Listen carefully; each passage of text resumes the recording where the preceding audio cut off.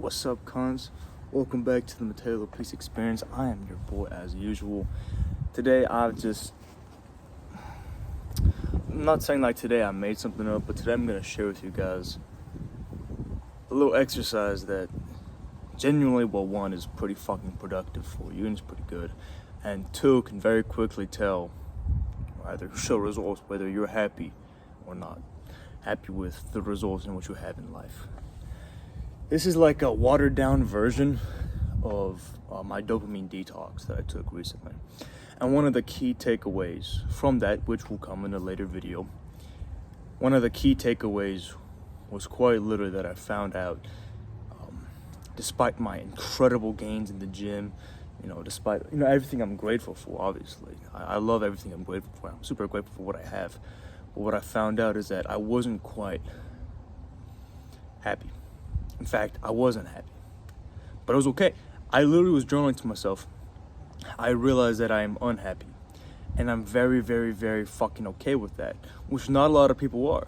Everybody, they hate to be unhappy, but me, I was writing this to myself.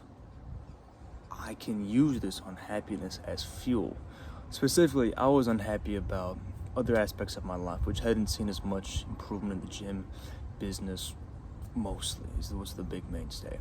And I knew that if I really, really wanted to explode myself up, I got the body, I got the personality, I got the looks, I got the motherfucking how'd you do it, I got everything, but I don't have the money, I don't have the freedom. And I realized that was the main thing keeping me away from excellence and greatness. So that was the story that I used.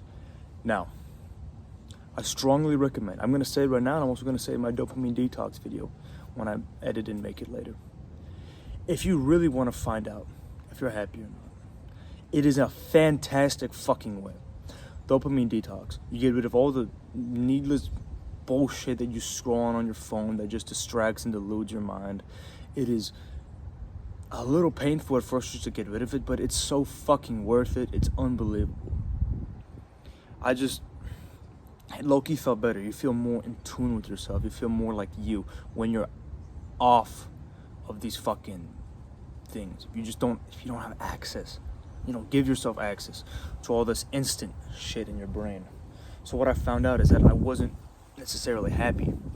And I think a lot of people out there will agree with that. If you take away all the distractions you have, you'll realize you might actually just be a 300-pound loser who still lives with your mom.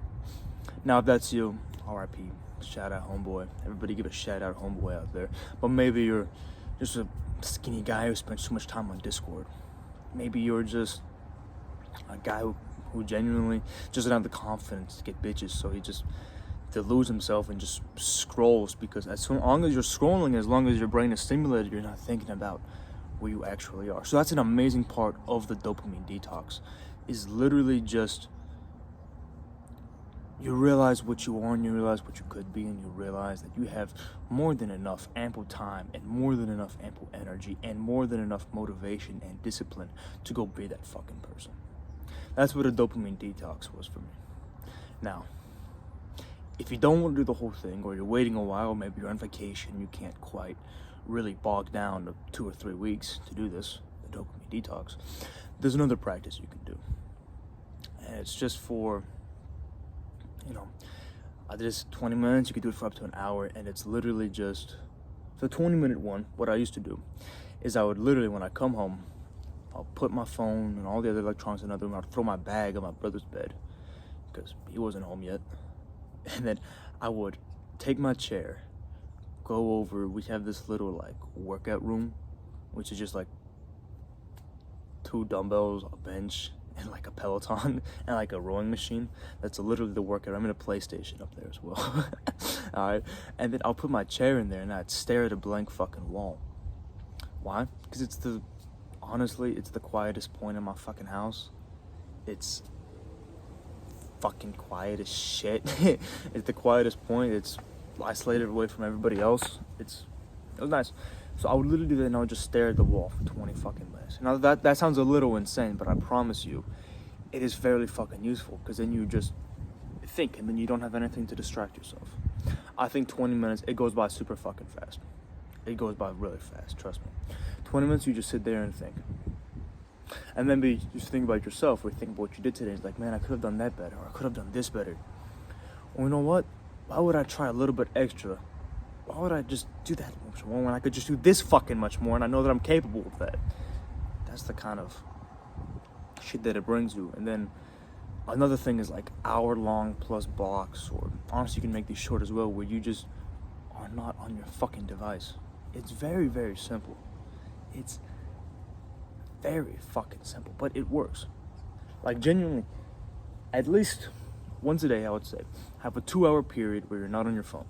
You could read, you could do push-ups in your room, you could do anything, but you are not going to be on your phone. You could even do the 20-minute thing that I say, you just stare at a wall. That 2-hour period.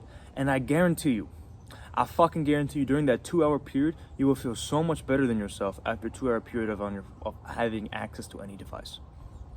It's amazing for your focus. The number one breaker of focus is distraction, constantly switching back and forth. Having social media and having access to a phone isn't terrible for your focus.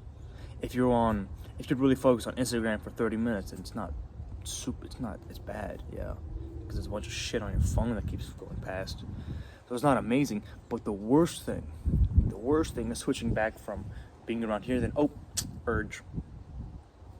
Okay, 2 minutes later, urge. I gotta text someone. Urge, come back. When you constantly switch back and forth, that is what's terrible for your focus and for yourself, honestly. It's terrible for your mental health. That is the worst part. That is why this 2-hour block is so effective, because despite any urge you have, you can't fucking do it because you're in the 2-hour block. And I actually also will guarantee you, after a little while, maybe at first, if you're lucky, during the 2-hour block, you'll wish it was longer. You'll start to wish that it was more frequent, that it was a longer period of time, that you honestly start to realize you don't really need the fucking phone all the time. Look, this is just I ended up trying to tell you guys like one quick fucking tip, and I ended up giving you guys like 300. All right, this is what I love about this channel. This is what I love about this channel. I spitball one thing, and I end up going into 30 other different directions. It's like a podcast, conversations. Honestly, it's just a good conversation. It's a point. It's a good path, and then there's a bunch of branching leaves, but it still stays on the path. It still always comes back and still evolves. That's what a good conversation is, and I like that. I like that about this channel, that I can just do that to you guys. So, y'all watching this, comment baboons. I think I'm gonna end this video here. Let y'all enjoy the rest of your day. Let me know if these things work for you. They certainly work for me. I know they'll work for you.